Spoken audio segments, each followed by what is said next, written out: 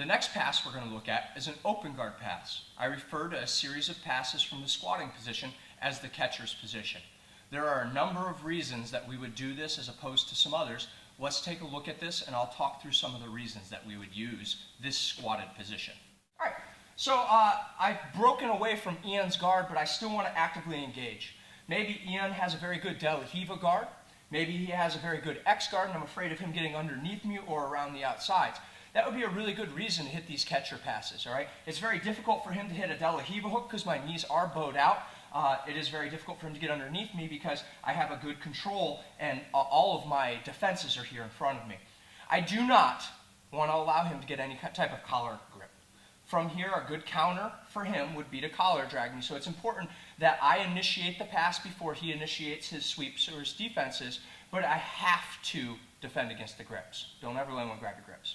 So from this position, I want you to avoid grabbing a hold of the hands. One of the big things that Mr. Ian's going to do is he's going to try and make me control his hands instead of his legs. The pathway to the pass is through controlling the legs. So the first thing I'm going to do is I'm going to take a thumb out. This almost is an uncomfortable grip, and it's going to cross grip at the shin. At the same time as I'm getting that grip, my hand up here is going to come into the cross face, and I'm going to bury my head on his far hip.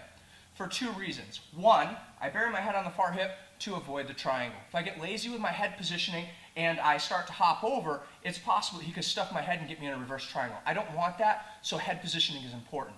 If I don't put my head in that corner, that hip, he may stuff my head over here and start to come up on my back. So head positioning is very important, just like any of your passes, okay? I'm going to do this slowly the first couple times, but as you build up the muscle memory for this, it's a very, very fast, dynamic pass without a lot of moving parts. So the hand comes in, right? I'm going to reach forward, my cross face, and my head goes in the hole. From here, I'm going to walk my feet, and you can see I still hold on to that shin grip right here. All right, so catcher's position, right? Cross grip, cross face, head on the hip, and I walk to side control. That cross face will do a good job of keeping him from turning into you. The hand on the leg will also mitigate a lot of this knee coming in to recompose guard, okay? So very important, we're going to look at a couple of different angles. So I'm here, my spacing is right. I can make sure that my knees can touch the floor into a butterfly guard. I don't want to be too far back. I don't want to have to reach too far.